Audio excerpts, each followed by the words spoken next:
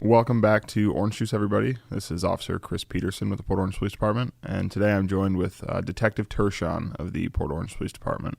Detective Turchon's main focal point here is fraud and economic crimes. Detective Turchon, thank you for joining us today. Thank you. So today we're just going to kind of delve into the economic crimes, frauds, whether that be online, in person. I know that that's kind of your focal point here at the police department, so you're kind of our resident expert on that. So we just kind of want to pick your brain on what you're seeing, what the trends are recently, and maybe some ways that we could avoid these crimes and maybe stop them from happening before they get to the point that we are getting involved. That would be lovely. That would be a goal for us today. So I think we're going to start today just talking about probably the most common type of fraud that you're currently seeing. The biggest targeted one we've noticed just in the last, we'll say, 2 months, and it's kind of amassing through the entire country, is the impersonation frauds, where you'll see a victim get an email or a phone call. That's one of the two options, right? Either a phone call, text, or an email saying, hey, I'm with so-and-so with a federal agency. They will then use that as their opening door because most of the common citizen aren't interacting with federal agencies, so they want to abide by the laws. So they're going to usually open themselves up, open the corresponding communication, and then that kind of opens the door for the scammers to walk in. Okay. And you've worked with the Port Orange Police Department for how many years? Coming up with 9 years. And in those 9 years, how many times have you heard of a federal agent, a true federal agent contacting someone, telling them that they owe them money? We would say probably less than 5-10%. And it's not owing money, none, ever, not even. Federal agencies, they traditionally they'll work the back end and then they'll start to get involved when they have the suspects in custody, but they will never upfront contact you and never ever ask you for money. That is, beyond So that should kind of be like the first red flag. Is if you're getting a call from someone from a federal agency telling you that they are expecting money from you or that you owe them money. That should kind of be your first tip off that maybe something's not right here. Yeah, 100%. Okay. All right. So outside of that and kind of the current trend of impersonation frauds, what would you say some of the other current trends that people should be looking out for might be? You always want to keep a close eye on, if you ever get your personal identification information compromised, say you may have, opened a link up and you filled out a form and you accidentally put maybe your social security number, your driver's license. Some of that information will not be utilized at that current time or within a week or a month. It'll most likely be then sold on the dark web, and then to bidders, they'll buy a whole bunch of people's information, and then they'll start opening lines of credit. And that's when people start to realize, well, I didn't buy a $12,000 boat in Colorado. So those are the other kind of targeted scams that we've noticed. And those are even the harder ones to follow because you have no idea when your information would have been compromised. So you always want to make sure you have something monitoring your credit. And that's what those companies are out there for you. So I know that obviously you said that it won't be instant, right? You might fill out this form and then a month, 2 months, 3 months down the line, you're like, that's weird. I didn't buy a boat in Colorado. What do you think the first step should be for someone who realizes that maybe their identity has been compromised? Yeah, the first step's always going to be get to your banks, get that information changed. If you've had your Social Security number compromised, which we'll talk about a little bit later of some of the more recent cases that we've had and their numbers were compromised, you're going to want to get to the Social Security office. You're going to have to more than likely have that number changed. There's a lot of steps that you're going to have to do because once your information is compromised, it's out there forever. You can't get it back. So if you have a unique spelling name, it makes things even more tricky. So just kind of be really cognizant today about who you're providing your Social Security number to, because that's always been our ID, right? Out in the public, when we go somewhere and you fill something out, that's the one thing they want because that's the most unique thing you have. So So, in terms of that, right, would you say the best step would be don't provide that number to someone unless you're absolutely sure that it's for a legitimate purpose? I would 100% agree with that, yes. So just, it's if you're especially like in an email form, right? Like there's probably no company out there that's legitimately contacting you asking for your social via email or correct. Maybe calling you over the phone outside of maybe like a doctor's office or something of that nature. Yeah. Okay. So the most recent frauds that you've seen, those have been impersonation type frauds? Correct, yeah. And I'll kind of dive just a little bit on these two that are currently still under investigation, but we noticed that on two separate frauds almost reported in the last 24 hours was a scam artist saying that he was part of a federal agency. The victim was under investigation for multiple reasons, and to take care of that investigation, he would have to pay a large amount of money. Well, elder gentleman, lived alone, didn't have much family in town, didn't want to be in trouble by the federal agency, so he did take a very large sum of money out of his bank. It was then discussed that he must transfer that money into gold, and then the gold was then picked up by an unknown person. The idea is that he's trying to do all this, and what they're doing is just talking to him over and over and just breaking him down over days. I think this went over for weeks with this gentleman. So he's beaten down. He just didn't know what more to do. He didn't reach out to anybody, and that's not on him. They were taking advantage of a very elderly man, and we noticed that on a separate case, almost a very similar, identical circumstance, elderly gentleman appears to be kind of onto the onset of dementia. Family lived down south. He was taken advantage of. They had him withdraw some cash out. They picked up the cash through unknown people. What we've noticed is these people will come by and they'll send somebody along that may not have any involvement into the case, and they will then transport said money or gold to another person. So they're trying to tie in that they're going to create a layer of separation between the suspect and this person that's transporting the money. If we stop them, they're like, I have no idea what you're talking about, and it'll come to actual under the investigation that had really honestly nothing to do with it, but their job is just to transport from point A to point B. We're still working to try to get those funds back, but our goal is to try to recover the funds as quickly as possible and get those returned back to the victims, and while simultaneously working to prosecute the individuals that had taken advantage of them. Okay. Would you say that fear-mongering might be one of the biggest tactics that scammers use, just especially with elderly people who may not have family to rely on or family nearby that they can ask? Would you say that the use of fear-mongering kind of is what drives people to give over their hard-earned money? Yeah. I think that's their number one focus, right? These people spend their entire life, decades and decades of service, working, building a retirement, only to come to the fact that, well, I've never been in trouble in my entire life. I've never even talked to an officer, let alone a federal agency, and now I'm being investigated, and I don't want to be anywhere near this investigation. So they just latch onto that fear. Yeah. Right. Would you say that there's a window? Would you say that there's a window of time where it's most likely that you'll be able to recuperate some or all of the funds, or would you say that it's just kind of on the basis of how the funds were transferred and where the money went, or how they provided the money to the scammers? Yeah, that's a challenging question in itself, because every fraud that we've noticed, and I'll touch on the frauds that we're currently looking at, are the cryptocurrency frauds where the money's deposited into an ATM. Our resources and our technology has gotten better to where we're able to trace this money. It doesn't always mean we recuperate it, but in the instance of the gold or the courier services, those are kind of pretty much once they're transferred or sent off, those leads fizzle out real quickly. The peer-to-peer scams where they're sent from one person's Zelle account to another person, that helps us because, right, it's easier to trace money if it's done electronically, where if it's transferred into cash alone or gold or any other commodity that holds a value that isn't traceable, that loses our research capabilities. So cryptocurrency, anything electronics, grateful for our side of investigation. And if we can get it within 24 hours, that helps out phenomenally, right? That leaves a small time window, but the greater that window grows, the harder it is for us to trace. Right. And so I guess let's touch on that, the first 24 hours, right?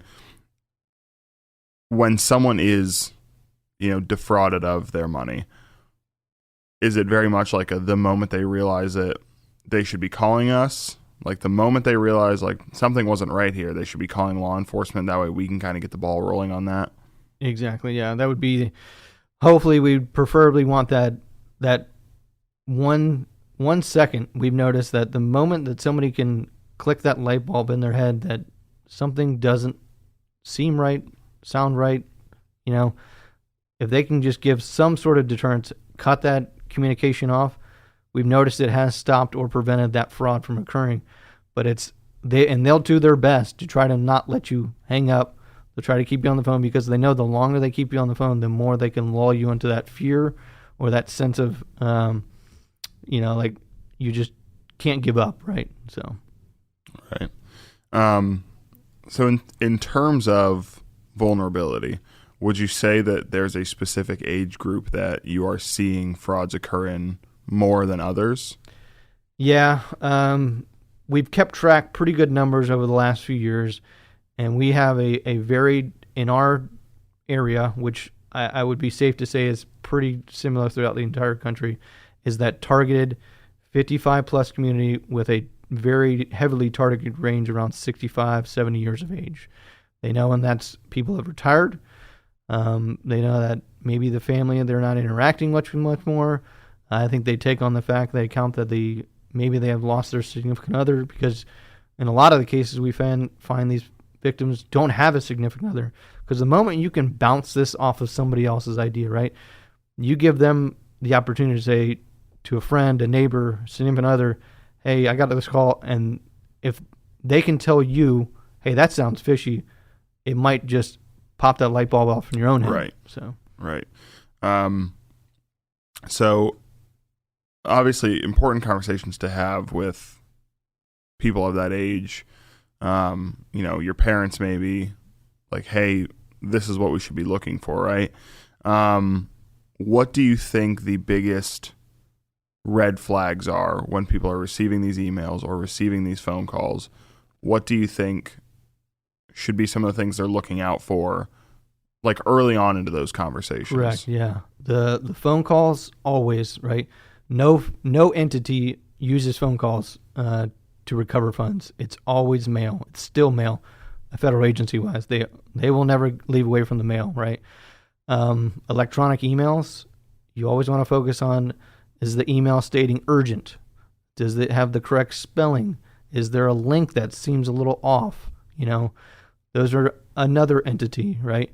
And then they'll go as far as taking images of special agents, and unfortunately, /fortunately, with AI nowadays, AI has been used they'll use it to their advantage, and they'll create fictitious looking emails or pictures of special agents or people depicting themselves as, and that's another thing that even on those images, the AI generated images, they can't make it look perfect. You'll notice the font is off on the badge or the font is off on the ID, so those are kind of things you want to focus on. Right. To just kind of to touch on that, right? Like you were saying, most federal agencies, pretty much all federal agencies, to recuperate funds at this point are going to contact you by mail. Would you say that there's probably a strong likelihood that you will be well aware that money is owed to these agencies before you're getting something in the mail from them? Exactly. Especially if you're under investigation or we're going to come arrest you, there's going to be many warnings and many procedures, and you yourself would know. We'll use the IRS for an example. If you didn't pay your taxes, so right. They're going to come after you for your recoup of those taxes. Whereas no federal agency is going to say, hey, you're under investigation, we're going to come arrest you, you need to pay this $15,000, right? Or we'll go back to the warrant scams where your grandson has been locked up in jail, you need to pay us this, and this to, get him out of jail, or he's in trouble. That's once again not a realistic thing. Right. So. Yeah. Like you're not You're not going to be getting these calls where it's like, hey, your grandson's in jail, that kind of stuff. You're not going to be getting calls from someone from the IRS saying you owe us this much. And do you also find that with a lot of these scams, people will receive these phone calls and they'll be told a number, right? Like a specific number. Do you find that a lot of the times if they tell them, oh, well, I don't have that much money, they say, okay, we'll just send whatever you do have. For stuff like that, federal agencies they're not going to negotiate what you owe them on the phone. No. Like I said, once you have set a number, they know, okay, they're taking the bait. So whatever we can get out of them is a win for them. Right. So. Yeah. It's not a used car dealership. Like they're not going to negotiate and wheel and deal with you on the phone. If you owe the federal government money, they're going to get everything that's owed to the penny. Right. So outside of that, what would you say are probably some of the most important tips that you can think of from the top of your head? Like this is what we should be doing, maybe weekly or monthly, just to make sure that we're not falling victim to fraud. Yeah. So it's always kind of monitor, A, your credit, B, your emails. A lot of the email scams, it's just you clicking, right? We've all had the same email traditionally for 5, 10, 15, 20 years, right? Even some, people still have AOL, email addresses. Yeah. So those are really red flags, or we'll say flags for the bad guys, because they know if they still have an AOL account, they're not up with the times. They're still trying to collect, so they'll send those emails. So it's making sure your information is current and up to date, not opening any links that look nefarious. The biggest thing is stop and think. Give yourself. There is nothing ever that's that important that needs to be taken care of that day, that week. Right. Stop and think. Reach out to your family. Talk to your neighbors. There's always somebody to talk to. And if all else fails, you can always call the police department. We will more than happy look over anything, make sure it's not nefarious or criminal, so you don't fall victim. Right. And I've received many of those calls on patrol where it's like, hey, I haven't sent anyone any money, but I've gotten these phone calls saying that I owe this money. And every single time we just kind of tell them, like, okay, it's definitely a scam. Do not send them money. So obviously from that level, it's best if we can curb it, right? It's best if we can stop it before it gets to you, because if we can stop them from giving any money, then we can avoid the crime in its entirety. But say we get past that point and they send them the money. Yep. What would you say the steps are from start to finish for your investigation into a fraud? So I'll use this latest case as an example. A gentleman opened up an email.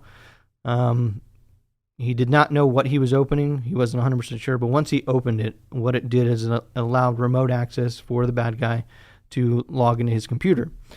At that point, what he thought he was doing was just aiding the investigation by giving access, but what he was actually doing is allowing the bad guy to open up his email accounts, open up his bank accounts, and he can start opening lines of credit, things like that. So what's your first step is always, once it's already said and done, the money has already been sent, you're going to want to disconnect from the internet. Once you disconnect the internet, nobody can remote access to your internet. However, it doesn't mean that there's not any malware or viruses still on your computer, or keyloggers. So you want to get your computer checked out. More than likely, we would just tell people it's easier to change passwords, change programs, and then get a new computer. But if you're stuck on your computer, you can always bring it to a PC computer place. They can hopefully do their magic. But more than likely, we want to say you want to purchase new items just to get rid of any thoughts of it. But you must change your passwords on any banking program, anything that holds personal identification information. So first step, change your passwords. Yep. Would you say the second step is don't let your passwords auto-save to that computer, especially if the malware is already there? If it auto-saves, do they now have access to all the auto-save features? So if they go to log in, it's like, oh, would you want to log in with your account information? Right. Yeah. Okay. You always want. It's nowadays, becoming a little bit more easier to use a unique password, right? Something that has alphanumeric characters, A's and B's and C's, the percentage signs, the numbers. Adding something in there unique. Don't use your birth date. Don't use your son's birth date. your father's birthday, your house address. Try to make things just a little bit, just add that extra step that doesn't make it that much easier for them to use it. So. Okay. That's good to know.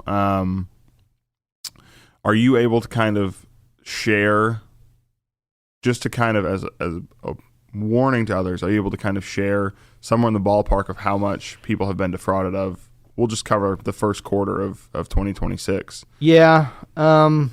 We were doing very good. We had a low number reported, but unfortunately we just had a couple victims that reported very large amounts of loss. So just in the first quarter alone, we've had 28 residents report a total loss of $671,000. Wow. The average age is around 63 years of age. Male, female, it doesn't matter. The number, it's split right down the middle. It doesn't always mean it's just male or female. We have had businesses that have unfortunately fallen victim as well. So the crimes in that 28 victims cases have been varying from the cryptocurrency to the gift card scams or peer-to-peer, which is Zelle or Apple Pay. The personal identification, where your information was compromised at one point in time. The online frauds, where you either received an email, and then also phone calls, which would be the phone calls or text messages impersonating someone. So that's first quarter of 2026. First quarter of 2025, we actually have a lower number, which we want to attribute is the education has gotten out. Because what we did see is an increase over year to year, either from people now reporting it more, which is good that they're reporting it, but it's just making those numbers much more greater. Right. So year to year, we're up because of these last two cases, but the last 2 years have been pretty much the same. So. Okay. So just in the first quarter alone, over $500,000 people have been defrauded of, which is, I mean, that's wild, right? Yeah. That's a lot of money. Yeah. Hard-earned money that these people have accrued for decades and decades, And I think the hardest part of it is there's no definite that money will be returned, right? Obviously, you guys do as much as you can and take it as far as you can, but there's only so much that can be done. Would you say, especially in these cases where it's like physical currency, it's much harder to kind of track that down sometimes? Correct, yeah. When we don't have, we'll say, a actual criminal element, meaning we actually had somebody come into the city and either fraudulently use someone's credit card, which would leave a lead, right? If it's all done online or your information is compromised, it makes things a little bit more challenging for a local jurisdiction. So we do rely on reporting to several entities. Traditionally, it's going to be through the FBI and the Federal Trade Commission. So those are, hopefully we can pass along as much information as relevant to each individual victim. It doesn't mean that those victims will be contacted by those agencies. It means that if we have we'll say, a corresponding element from our case as somebody that had fallen victim in Kansas, right? Right. And the more legs that they have to stand on can tie into a much larger, greater case. Right. So you talked about reporting to the FBI and the Federal Trade Commission. Is there some sort of self-reporting system that people can use should they believe maybe they're not out any money yet, but is there a self-reporting system that people can contact to kind of give information in regards to their belief that they may have been a victim of either a Social Security number theft or any sort of compromise like that? Yeah. So the primary one that we've noticed we've used a lot is ic3.gov. So that's the letter I, letter C, the number 3.gov for your self-reporting. And if you're over the age of 60, they do have a National Elder Fraud Hotline, which is 833-372-8311 for assistance in filing with IC3. Say you, for instance, don't have access to a computer, they will assist you by phone if you're over the age of 60. Okay. So let's kind of touch on the education aspect of it again, right? Because obviously we have you here on the podcast today to talk about it. And and I know that the city of Port Orange, or the Port Orange Police Department, has begun implementing their Fraud Tip Friday, right? Where they try and give out, like, hey, here's what to look for, here's what you need to avoid, that kind of stuff. Would you say that, what would be kind of another avenue that people could take to maybe get some more information about fraud, or kind of keep up with the times in regards to the current trends?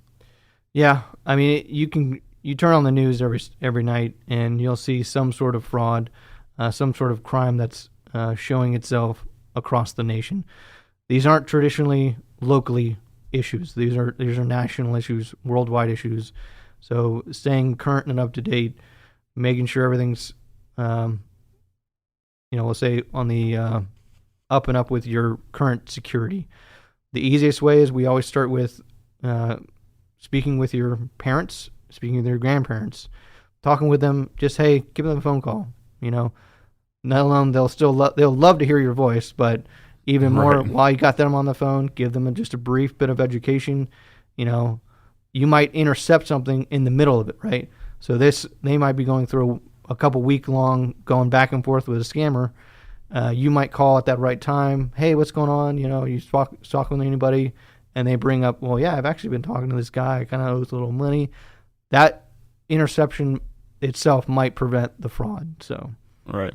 And obviously, it's hard to track how many frauds have been kind of, stopped, right? Mm-hmm. It's hard to track how many of these conversations how much money has been saved from these conversations occurring, right?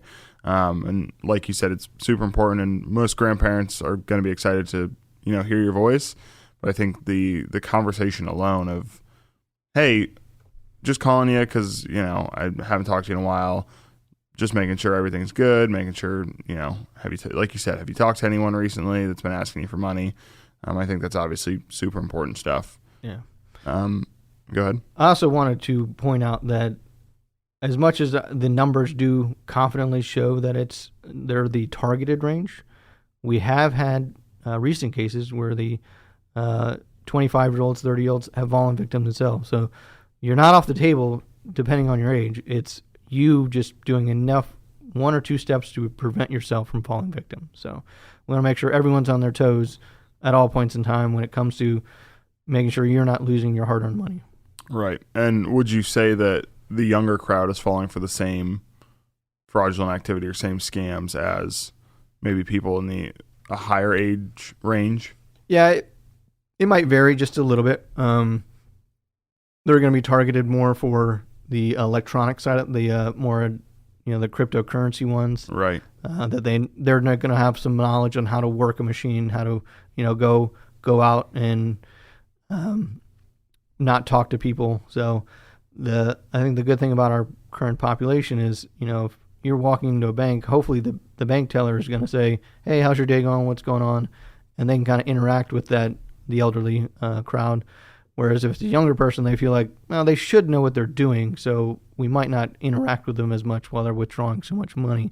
Whereas hopefully the bank tellers are taking that extra precaution to walk them through the steps of, why are you withdrawing $30,000, $40,000? So just want to touch on this point real quick because it's a bit of a hot take sometimes. Bitcoin ATMs. How do we feel about them? Should we be going to them and putting money into them and utilizing them, or would you say that there's probably a more efficient and safer route for acquiring cryptocurrency? Yeah, there's so many companies out there that if you first need to get knowledge, you can't just jump into the deep end of a pool, right? You want to learn to swim, start with the shallow end, work your way in. So gain a knowledge base, gain an understanding of how cryptocurrency works. The cryptocurrency machines at your local, you'll notice them. You're swinging in, you get some gas, you get a soda, Slim Jim, whatever. You notice them. They're kind of always in the back of the store. We've done our best that we can here at the police department in Port Orange by affixing signs to the machines, trying to give that one-step layer between you and inserting thousands of dollars of cash. And it's using machines, going to say, prevent, this is fraud. If you had somebody told you to come here, if you received an email telling you should be depositing, these are all steps that we should be doing to prevent the fraud. And unfortunately, we still get victims that slide this sign out of the way, and still they'll be convinced by the scam artists to do that. So once we go forward, we want to make sure that they have that education, and it's on the store, right? If they want to leave that machine until we can get something as far as an executable thing on our side to prevent them from having the machine, but that's our goal, is to try to get somebody to make a stop before they put the money in. Right. Have you found that, especially because I've noticed a lot of them at gas stations, right? Mm-hmm. Have you found that sometimes these employees at these gas stations are intervening with the elderly and saying like, hey, maybe trying to have a conversation with them, or maybe calling on their behalf saying like, something's not right here? Have you found that that's happened recently? Yeah, and we've had some. We'll use those as success stories. We did some education. We brought in as much education to these store owners. Take a look around. They obviously can't see everybody who walks in their store, right? But we've had several instances, I'll say 5 or 6, that prevented anywhere between $5,000 to $25,000 in loss, because they took one glance over, noticed a elderly male or elderly female standing in the machine, for some reason putting in $100 bill after $100 bill, made one little introduction. They're on the phone the whole time, by the way. They'll be on the phone talking to the scammer, telling, hey, if anyone walks in, just ignore them, And they were able to intervene, call us. Officers, responded out and at least stop that transaction. And it does take some convincing sometimes. We have had cases where officers go out and they're trying to convince for 5, 10, 15 minutes to this individual, putting all this money in, that this is a scam. This is a scam. And it still takes that time to convince them, hey, you have fallen victim, Right. Detective Turchon, is there anything else you'd like to add, or maybe some things that you think would be super important for people to know? Yeah, and that's just about getting the education out there. I would love, in a perfect world, we would stop all scam, all fraud, and I could find, I'll find another, of an interest to pursue criminally. But until this stops, I will not come off of economic crime. So education is going to be our number one targeted topic for our population here in Port Orange, and hopefully it can spread not only locally, nationally, to prevent fraud from occurring. Detective Turchon, thank you so much for your time today. We really appreciate you coming on. Thank you.